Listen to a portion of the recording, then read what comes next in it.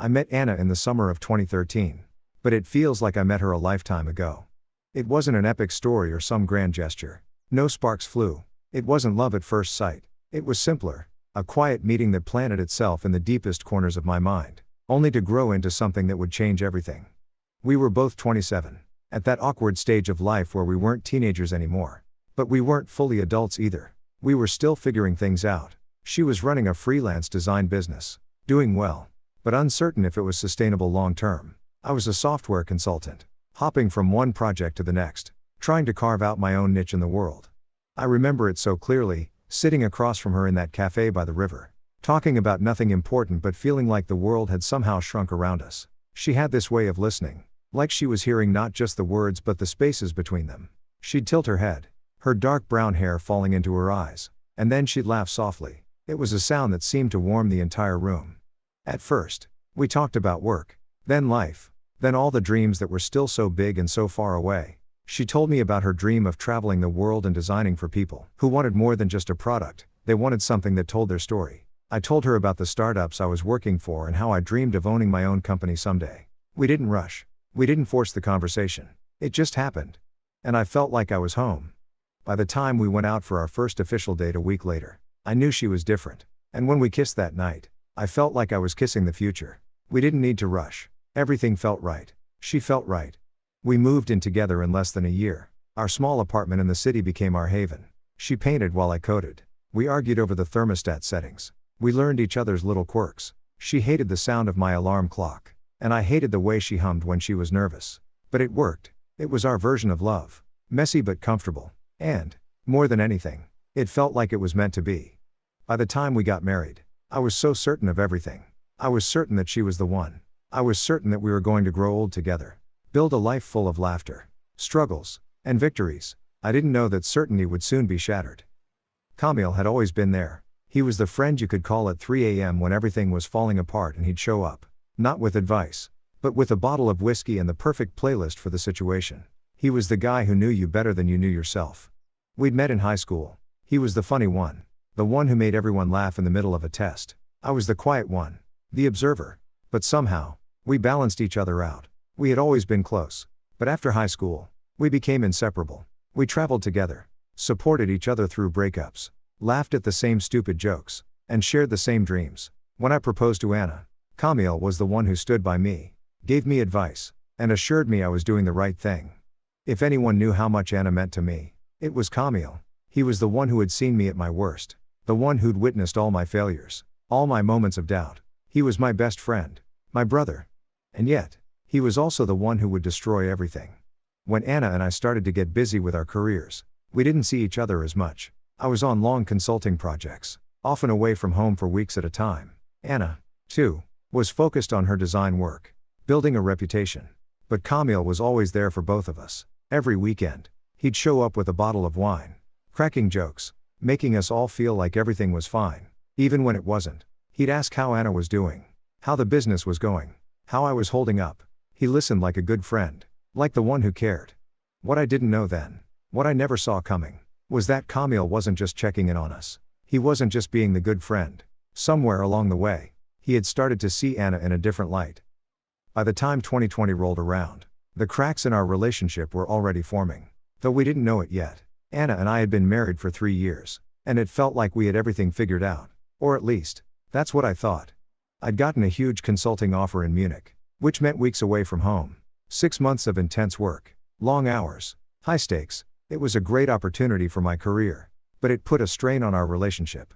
We had been living in a cozy apartment in Warsaw, and I didn't want to leave. Anna didn't want me to go, either, but I had to. So we compromised. I would go during the week, and come home on weekends. At first, it was fine. We talked every night. The calls were long, filled with details about our day, about work, about how much we missed each other.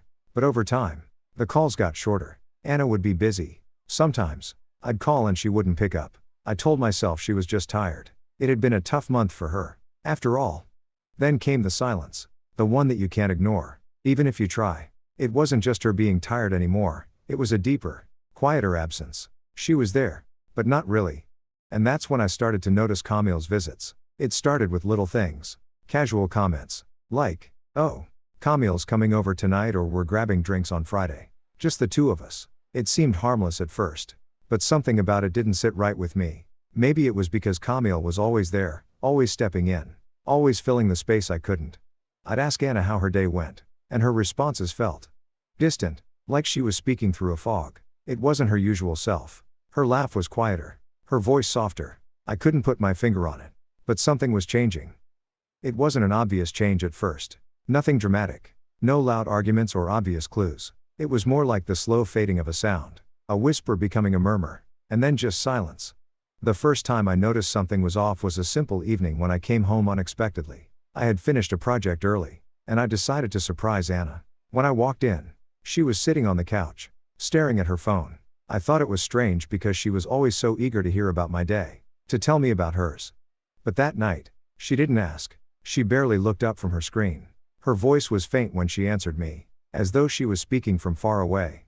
I didn't push. I thought maybe she was just tired. We had a long day ahead of us the next day.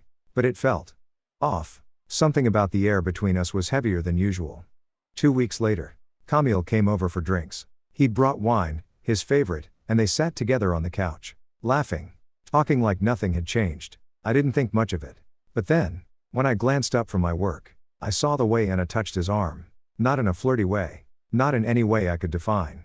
But it was different. It was intimate. The kind of intimacy that made me feel like I was an outsider.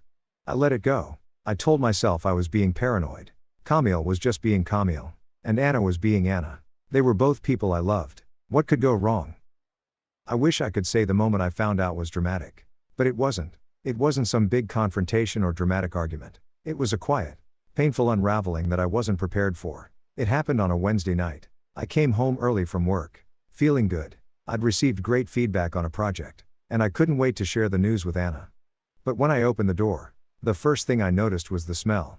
It wasn't her usual perfume. It was something different, faint, but not quite. I felt my stomach tighten. I found the photo on her phone. At first, it was just a simple glance. I was looking for a picture of her to show a colleague. And then there it was, hidden in a folder, behind a generic app icon, as if she thought I wouldn't find it.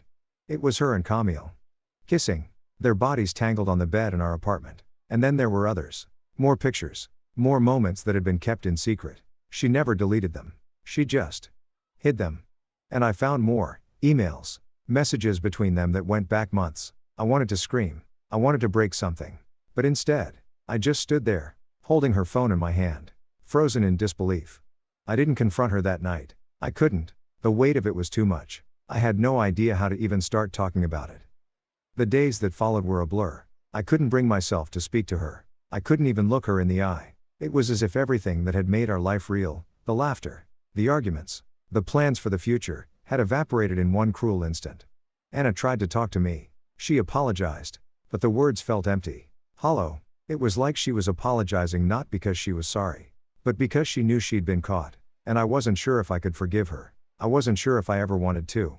What hurt the most wasn't just the betrayal, it was the realization that Camille had known me better than anyone else. And yet he chose to destroy me. The one person who had always been by my side, the person I trusted, was the one who tore my world apart. And it didn't stop there. Weeks later, Anna told me something that left me numb. She was pregnant. The father was Camille. Everything fell apart after that. The baby, the betrayal, the lies. There was no coming back from it. Anna tried to make it work. She begged for forgiveness, pleaded with me to understand that it was a mistake. But how could I? I walked out. I had to leave.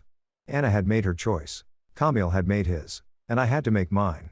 And so, I walked away, leaving the life I had built with her, the future we dreamed of, behind. The love that once felt so pure was now a shattered memory, scattered like pieces of glass, too sharp to touch. I didn't look back.